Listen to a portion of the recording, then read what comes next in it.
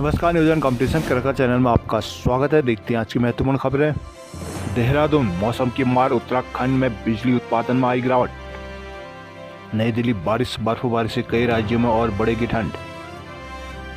नई दिल्ली कैबिनेट फैसला, किसानों को सस्ती खाद मिलती रहेगी। बागेश्वर कपकोट में कार पिंडा नदी में गिरी, 3 लोगों की हुई मौत। रुड़की में शिक्षक पर छात्रा से छेड़छाड़ का मुकदमा दर्ज। देहरादून गढ़वाल कुमाऊं हाईवे पर 30 पुल बनेंगे। कई महीनों से बारिश न होने से इस बार यमुना के जलस्तर में गिरावट का पिछले साल का रिकॉर्ड टूट गया है। इसका असर जल विद्युत परियोजनाओं पर भी पड़ा है। राज्य में 4 मिलियन यूनिट बिजली उत्पादन कम हो गया है। यमुना में पानी कम होने से चिबरू, खोदरी, ढाकरानी, ढालीपुर, कुल्हाल से लेकर 82 प्रोजेक्ट में बिजली उत्पादन गिरा है। यमुना से जल विद्युत परियोजनाओं को मिलने वाली पानी दिसंबर महीने में पिछले सालों में अधिकतम 115.36 क्यूमैक्स रहा करता था। यह आंकड़ा दिसंबर 2024 पर गिरकर 93.93 क्यूमैक्स पहुंच गया है। इस तरह यमुना में 21.43 क्यूमैक्स पानी कम हुआ है। ये नुकसान उस समय हो रहा है जब सर्दियों में पहले ही बिजली उत्पादन कम हो जाता है।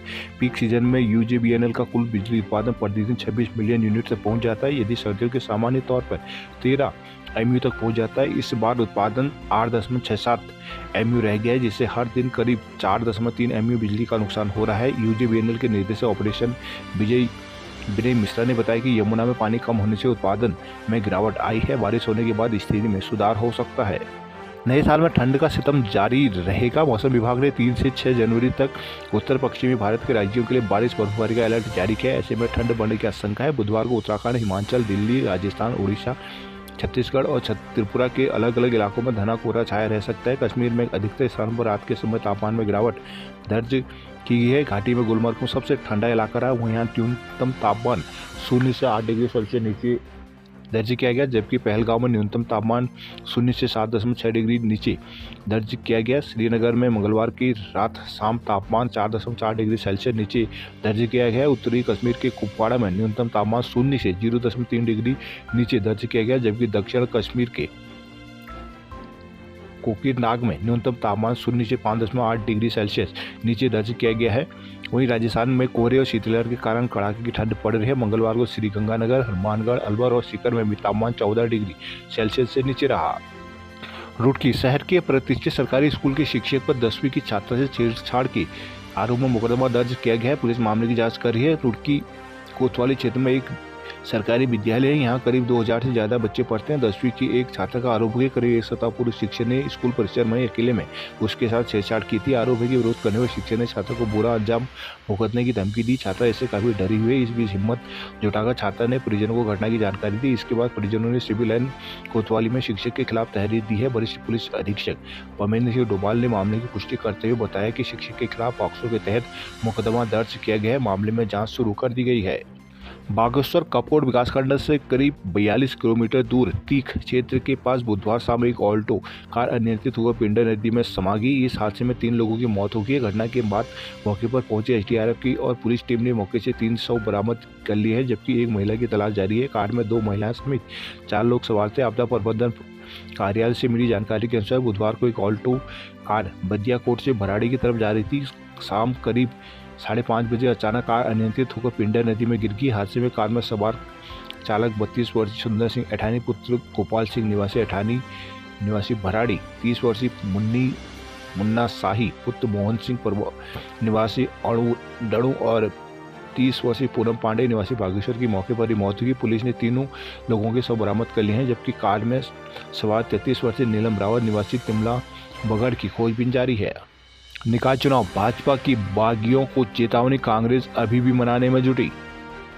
भाजपा की बागियों को चेतावनी, कांग्रेस अभी भी निकाय चुनाव में टिकट न मिलने से खपा नेता को मनाने में लगी हुई है। फिलहाल सियासी आपदा प्रबंधन में जुटी है। भाजपा ने बागी नेताओं को अल्टीमेटम दिया है, नाम वापस नहीं लिया तो निष्कासित किए जाएंगे। वहीं कांग्रेस अभी मनाने में ही जुटी है। निकाय चुनाव में पार्टी के घोषित प्रत्याशियों के खिलाफ नामांकन कराने वाले बागियों को भाजपा प्रदेश अध्यक्ष महेंद्र भट्ट ने गुरुवार तक का अल्टीमेटम दे दिया है। उन्होंने कहा कि ऐसे लोगों ने यदि नामांकन वापस नहीं लिया तो उनको 6 साल के लिए निष्कासित किया जाएगा। निकाय चुनाव में नगर निगम, नगर पालिका, नगर पंचायत अध्यक्ष के लिए भाजपा के 20 से अधिक नेताओं ने अधिकृत प्रत्याशियों के खिलाफ नामांकन कराया है। पार्टी का प्रदेश संगठन और भाजपा स्थानीय नेता लगातार बागी नेताओं के संपर्क में है। उन्होंने नाम मनाने के प्रयास किए जा रहे हैं। भाजपा प्रदेश अध्यक्ष महेंद्र भट्ट ने उम्मीद जताई कि उनके जितने भी कार्यकर्ताओं ने अधिकृत प्रत्याशियों के खिलाफ नामांकन कराया है वो अपना नाम वापस लेंगे। उन्होंने कहा कि कई बार कार्यकर्ता भावावेश में इस तरह के कदम उठा लेते हैं, लेकिन सभी को गुरुवार तक का समय दिया गया। यदि इसके बाद भी चुनाव लड़ने के फैसले में अडिग रहते हैं तो उनके खिलाफ कार्रवाई की जाएगी। उन्होंने कहा कि ऐसे नेताओं के लिए पार्टी के दरवाजे हमेशा के लिए बंद हो सकते हैं।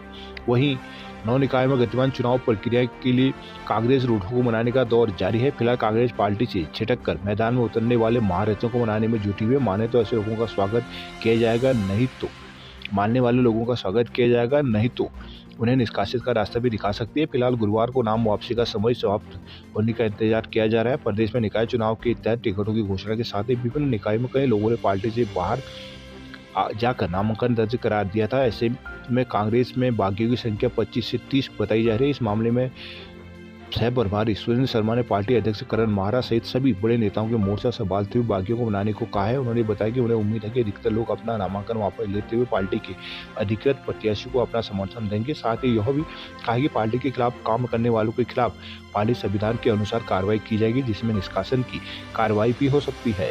किशोर उपाध्याय ने हिमालय को थर्ड पोल की मान्यता मांगी। देहरादून में पूर्व विधायक ठुकराल की भाजपा में हो सकती है वापसी। राष्ट्रीय खेलों की तैयारी, वॉलंटियर का डेटाबेस बनेगा। रेखारिया सीमांत गांव में पर्यटन को बढ़ावा देने के लिए किया गया करार। उत्तरकाशी मां गंगा के दर्शन को पहुंचे 400 से अधिक श्रद्धालु। मां गंगा के शीतकालीन प्रवास मुखवा गांव में श्रद्धालुओं की संख्या निरंतर बढ़ती जा रही है। यहाँ नए साल के पहले दिन 400 से 500 श्रद्धालुओं ने मुखवा गांव पहुंचकर मां गंगा के दर्शन किए। इससे पूरे गांव में खासी चहल पहल बनी हुई है। बता दें कि प्रदेश सरकार की ओर से 8 दिसंबर को पंच केदार हुए गद्दी स्थल ओंकारेश्वर मंदिर उखीमठ से चारधाम यात्रा की शुरुआत की गई थी, जिसके बाद श्रद्धालुओं का जत्था धामों के शीतकालीन गद्दी स्थल के लिए पहुंचने लगा है। जिसके बाद दूसरे सप्ताह में ज्योतिष पीठाधीश्वर जगदीश शंकराचार्य स्वामी अभिमुक्तेश्वरानंद 100 से अधिक श्रद्धालुओं के साथ दर्शन को पहुंचे। इसे यात्रा को आध्यात्मिक बताया गया है। इसके बाद से ही तीर्थ यात्रियों की संख्या बढ़ रही है। बुधवार को नए साल के अवसर पर हरसिल, थराली, सुक्की, झाला आदि पर्यटक स्थलों पर जश्न मनाने आए सभी पर्यटक भी मुखवा गांव पहुंचे। मां गंगा के दर्शन कर पूजा अर्चना की। इस मौके पर गंगोत्री धाम के रावत सुधांशु सेमवाल ने बताया कि शीतकालीन यात्रा में श्रद्धालुओं की संख्या बढ़ती जा रही है। साल के पहले दिन बर्फबारी के बीच 450 श्रद्धालुओं ने मां गंगा के दर्शन किए और अपनी कुशलता की कामना की है। नववर्ष के अवसर पर नई टेहरी में देवी का लिया गया आशीर्वाद। कोटद्वार सिद्धबली के दर्शन को पहले दिन उमड़े श्रद्धालु। श्रीनगर से महापौर के 5 उम्मीदवारों के नामांकन हुए वैध। पौड़ी जिला अस्पताल में पहले दिन सेवाएं पर बहुत परेशान रहे मरीज। पीपीपी मोड से हटने के बाद नए साल के पहले दिन जिला अस्पताल में पौड़ी में स्वास्थ्य सेवाएं अस्त व्यस्त रही। शासन के आदेशों के बाद भी जिला अस्पताल में एक भी विशेषज्ञ डॉक्टर ने ज्वाइनिंग नहीं दी है, जिसके चलते सीएमओ व एसीएमओ को खुद मोर्चा संभालना पड़ा। पहले दिन अस्पताल में एक क्रिटिकल केस से 10 ओपीडी दर्ज हुई, जिसका उपचार आकस्मिक सेवा में हुआ है। जिला अस्पताल पौड़ी में पहले ही दिन अस्पताल चिकित्सक विहीन बना रहा। पौड़ी अस्पताल में सीएमएस व 10 विशेषज्ञ डॉक्टरों चिकित्सकों ने ज्वाइनिंग देनी थी, लेकिन अभी तक एक भी चिकित्सक के न पहुंचने से अस्पताल में सभी कक्ष खाली पड़े रहे। स्वास्थ्य महानिदेशक के आदेश के बावजूद बुधवार को भी किसी ने ज्वाइनिंग नहीं दी है। महंत इंद्रेश अस्पताल देहरादून की ओर से जिला अस्पताल पौड़ी समेत सीएससी पाबो, घंडियाल व बिरोखाल को जनवरी 2021 से पीपीपी मोड संचालित किया जा रहा था। बीते मंगलवार को जिला अस्पताल को सरकार ने अपने हाथों में ले लिया। शासन ने सीएमएस पर 10 विशेषज्ञ डॉक्टरों की तैनाती तो की, लेकिन पहले दिन एक भी चिकित्सक ज्वाइनिंग नहीं आया। सीएमओ ने एसीएमओ को अस्पताल के पीएमएस की जिम्मेदारी सौंपी है। अस्पताल के आसपास के अस्पतालों से 8 डॉक्टरों की व्यवस्था के तौर पर तैनात किए गए। उधर सीएमओ पौड़ी डॉक्टर प्रवीण कुमार का कहना है कि विशेषज्ञ डॉक्टरों की तैनाती को लेकर करीब 3 महीने पहले से ही शासन से पत्राचार किया जा रहा है। अभी तक एक भी विशेषज्ञ डॉक्टर ने ज्वाइनिंग नहीं दी है। श्रीनगर सुमाड़ी के ग्रामीणों ने मांगों को लेकर सांकेतिक धरना दिया। चंपावत पंचेश्वर बलतड़ी सिंगल लेन सड़क को मिली स्वीकृति। पिथौरागढ़ नया साल यादगार बनाने को हिमालय हार रहे हैं पर्यटक। नववर्ष 2025 का आगमन की खुशी सीमांत के लोगों ने अलग तरीके से मनाई। कुछ लोगों ने साल के पहले दिन सुबह मंदिर चर्च जाकर पूजा अर्चना और प्रार्थनाएं कर परिवार की सुख समृद्धि की कामना की। वहीं कई लोग परिवार के साथ घूमने फिरने निकले। पर्यटक स्थलों में दिन भर लोगों का जमावड़ा लगा रहा। बुधवार को नगर में नववर्ष के पहले दिन सुबह से ही लोगों का मंदिर पहुंचना शुरू हो गया था। सुनार गली, घंटाघर, कामाख्या, उल्का मर्दानी, मुष्टामानो मंदिर से नगर के अन्य मंदिरों में भी बड़ी संख्या में लोग पहुंचे। इस दौरान उन्होंने विधि विधान के साथ पूजा अर्चना कर भगवान से परिवार की सुख समृद्धि की कामना की। उधर पर्यटक स्थल भी दिन भर पर्यटकों से गुलजार नजर आए। लोगों ने नए साल की खुशियां एक दूसरे के साथ साझा की हैं। टनक को नए साल में पूर्णागिरि धाम में रहा भक्तों का सैलाब। चंपावत के खटौली बेला रोड पर खाई में गिरा कैंपर, चालक की हुई मौत। पिथौरागढ़ धारचूला में अध्यक्ष पद पर 2 नामांकन हुए निरस्त। अल्मोड़ा में कांग्रेस को लगा झटका, बिट्टू कर्नाटक ने छोड़ी पार्टी। उत्तराखंड में निकाय चुनाव की प्रक्रिया के बीच कांग्रेस को बड़ा झटका लगा है। अल्मोड़ा से कांग्रेस नेता व प्रदेश उपाध्यक्ष बिट्टू कर्नाटक ने पार्टी से इस्तीफा दे दिया। बुधवार को उत्तराखंड प्रेस क्लब में प्रेस वार्ता कर उन्होंने खुद यह जानकारी दी। उन्होंने कहा कि उत्तराखंड कांग्रेस में अब नैतिक मूल्यों का कोई स्थान नहीं रह गया है। इससे अजीज आकर वह पार्टी से इस्तीफा दे रहे हैं। पत्रकारों से बातचीत करते कर्नाटक ने कहा कि वो कांग्रेस से 1989 से जुड़े हैं। उन्होंने पूर्व अध्यक्ष सीएम हरीश रावत हर चुनाव में बूथ संभालने का काम किया है। कई पदों पर रहे। निकाय चुनाव में वह अपने लिए टिकट नहीं मांग रहे, बल्कि कार्यकर्ताओं की उपेक्षा से खिन्न होकर उन्होंने एक कदम उठाया। नगर निगम पार्टी में चुनाव में पार्टी के कार्यकर्ताओं को मेयर का टिकट न देकर बाहरी व्यक्ति को पार्टी का टिकट देकर सिर आंखों पर बैठाया जा रहा है। उन्होंने आरोप लगाया कि अल्मोड़ा ओबीसी सीट होने के बाद कांग्रेस ने अपनी जमीन से जुड़े कार्यकर्ताओं को टिकट न देकर मात्र एक दिन के भीतर बाहरी व्यक्ति को कांग्रेस की सदस्यता दिलवाकर टिकट दे दिया गया। उन्होंने कहा कि कांग्रेस में संगठन नाम की कोई चीज़ नहीं रहेगी। अब यह एक प्राइवेट फर्म बनकर रह गया जिसको कुछ चुनिंदा लोग संचालित कर रहे हैं। उन्होंने कहा कि एक दिन पहले उन्होंने प्रदेश अध्यक्ष करण माहरा, पूर्व मुख्यमंत्री हरीश रावत से मिलकर अपनी बात रखी थी। इसके बाद उन्हें इस्तीफा सौंप दिया गया। बागेश्वर चंदिका वार्ड के लोगों ने चुनाव बहिष्कार की दी चेतावनी। रानी के चिलिया नौला पालिका बनी पर नहीं खुल सका स्वास्थ्य केंद्र। क्वारब की पहाड़ी ने बढ़ाई टेंशन, छठे दिन भी नहीं चल पा रहे हैं वाहन। मुसीबत का सबब बनी क्वारब की पहाड़ी से उपजी दिक्कत से लोगों को निजात नहीं मिल पा रहा है। लगातार छठे दिन बुधवार को यहां से वाहनों का संचालन नहीं हो पाई। इससे लोगों में नाराजगी रही है। बीते दिनों हुई बारिश के अल्मोड़ा हल्द्वानी एनएच में क्वारब के बाद सड़क का बड़ा हिस्सा दरक गया था। इससे यहां से वाहनों के निकलने का रास्ता नहीं बच पाया, जिससे प्रशासन को वाहनों की आवाजाही में पूर्ण रूप से प्रतिबंध लगाना पड़ा। जिसके बाद प्रशासन ने पहाड़ी को काटकर सड़क चौड़ीकरण का निर्णय लिया था। बीते 6 दिनों से प्रशासन की जेसीबी पहाड़ों को काटने में जुटी हुई है, लेकिन अब तक कार्य पूरा नहीं हो पाया। लोगों को मजबूरन वैकल्पिक मार्गों से आवाजाही करनी पड़ रही है, जिससे उन्हें 100 रुपये अधिक किराया और 1.5 से 2 घंटे का ज़्यादा समय खर्च करना पड़ रहा है। लोगों को कहना है कि एनएच पर रात के समय पहले से ही आवाजाही बंद थी। अब दिन में भी वाहनों का संचालन नहीं हो पा रहा है।